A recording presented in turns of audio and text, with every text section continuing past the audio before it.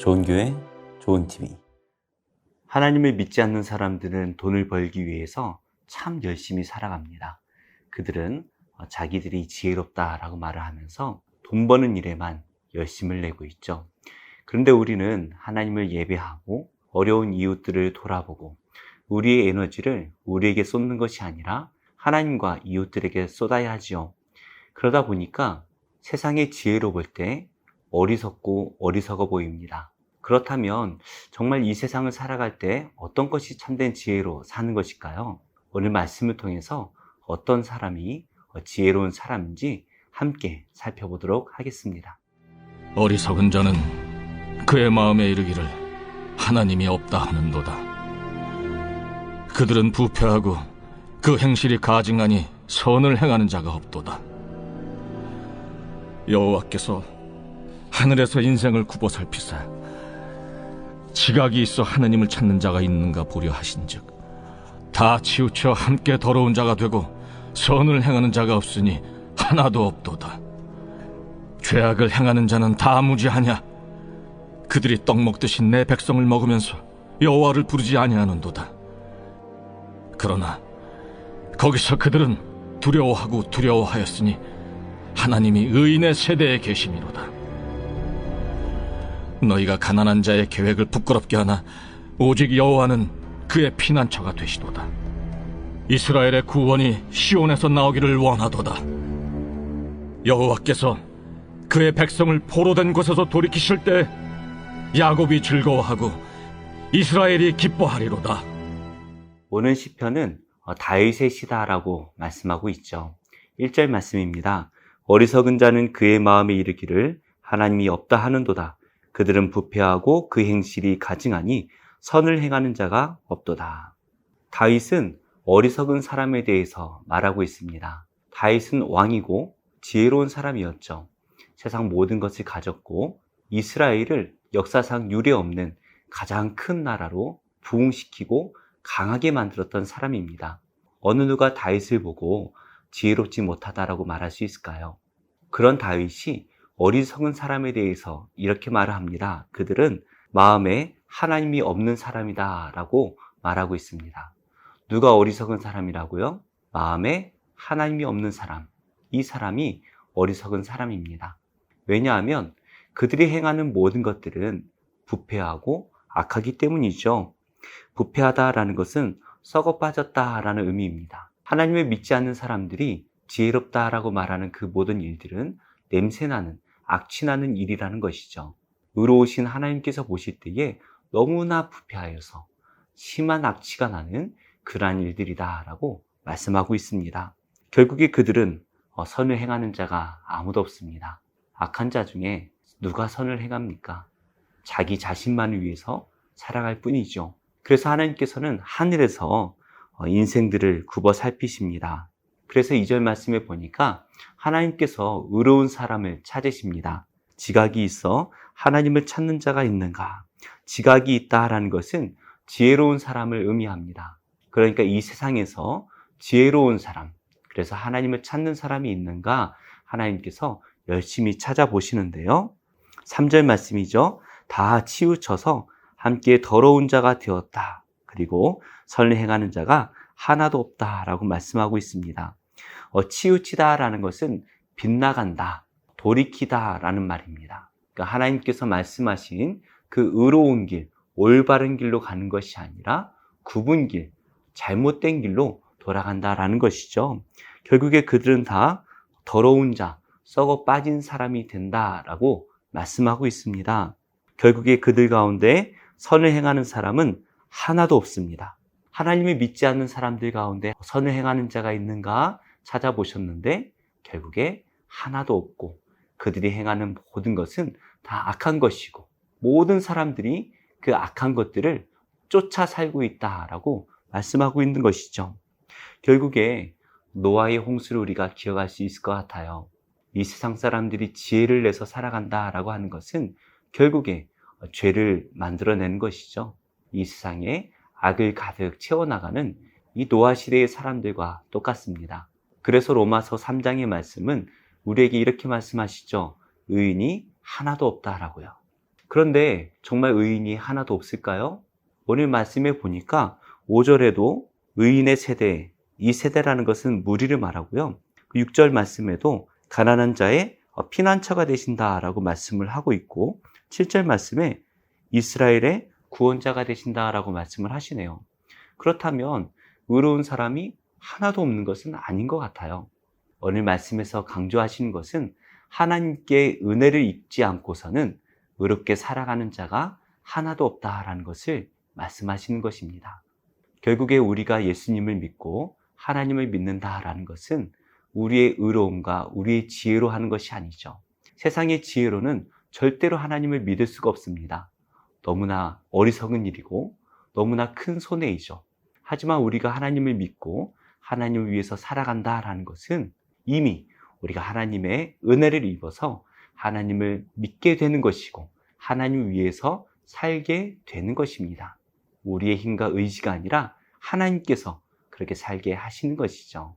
그렇다면 하나님의 은혜를 잊지 못한 어리석은 사람들은 어떻습니까? 4절 말씀이죠. 죄악을 행하는 자는 다 무지하냐.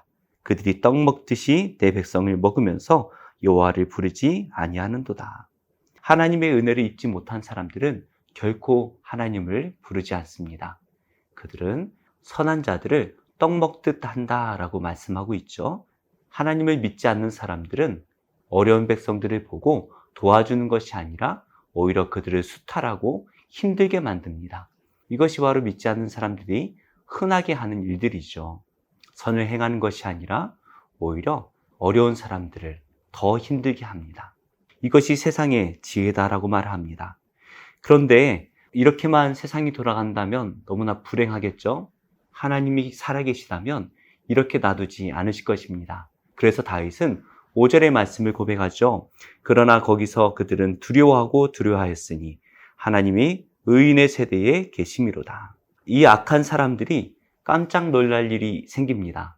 그것은 바로 어느 순간 그들이 보았더니 하나님께서 의로운 사람들의 무리와 함께 하신다라는 것이죠. 하나님이 계시지 않는 것 같았고 그들이 마음대로 가난한 사람들을 수탈하여도 아무도 방해하지 않고 오히려 잘했다라고 그것이 지혜다라고 칭찬을 했던 것 같은데 어느 날 보니까 그 의로운 가난한 백성들에게 하나님께서 함께하고 계시다라는 것이에요.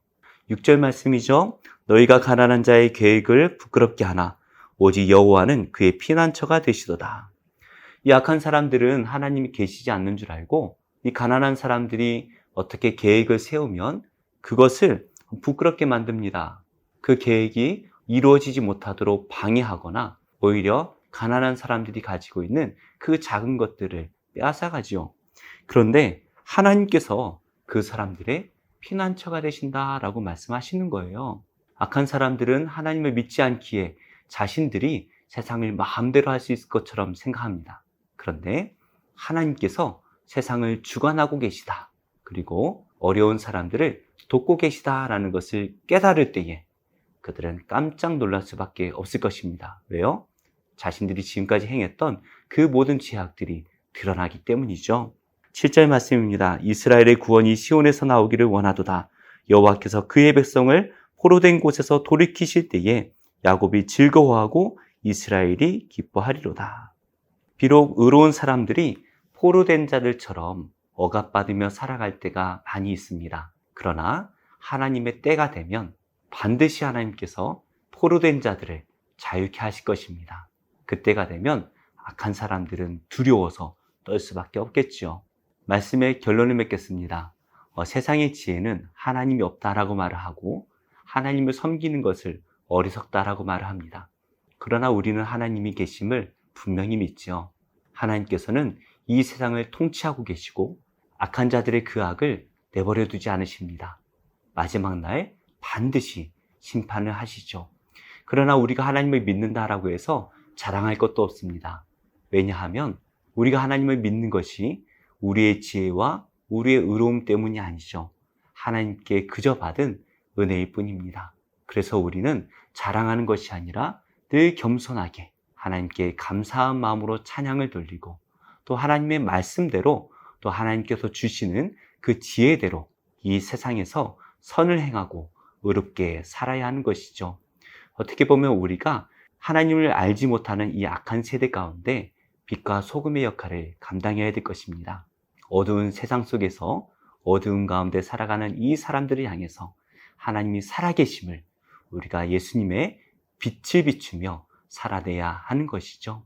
그럴 때에 이 세상은 우리를 바라보며 부끄러워할 것이고, 하나님께서 은혜를 주신다면 그들이 깨닫고 하나님께로 돌아오는 은혜가 있을 것입니다. 오늘 하루도 나의 지혜로 사는 것이 아니라 하나님 앞에 엎드리며 하나님께서 주시는 참된 지혜로 살아가시는 복된 성도님들이 다 되시기를 예수님의 이름으로 축복합니다.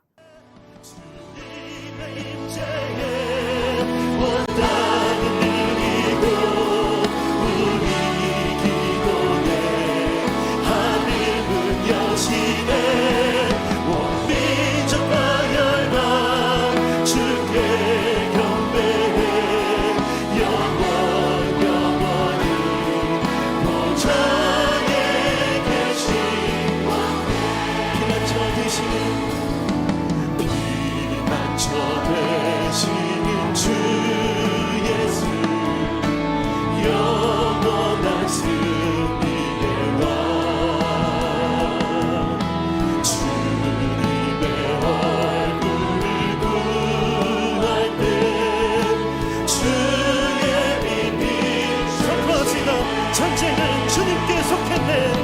전쟁은 주님께 속했네. 승리는 우리의 것. 아멘. 예수의 이름을 높이며 영원히 찬양하리. 주님의 임재에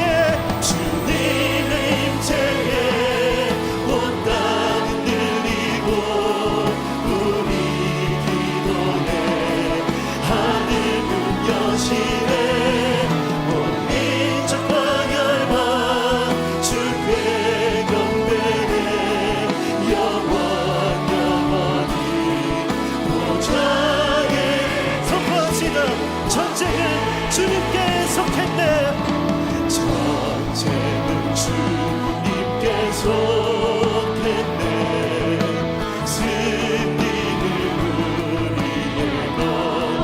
예수의 이름을 높이며 할렐루야 영원히 찬양하리. 찬양 주님 함께 하시는 주님을 찬양합니다.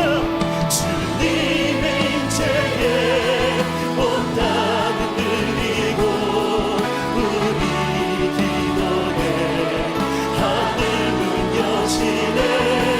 온 민족과 열방 주께 경배해. 영원히 보좌에 우리 함께 하신 하나님을 선포합시다. 주님의 임재에 온 땅이 들리고 우리 기도에 하늘문 여시네. 온 민족과 열방 주께 경배해. 영원히 보좌에 계신 왕께 할렐루야. 보좌에 계신 왕께 보좌에 계신 왕께 모든 전쟁에서 승리하신 하나님께 감사와 영광의 박수를 올려드립시다. 할렐루야.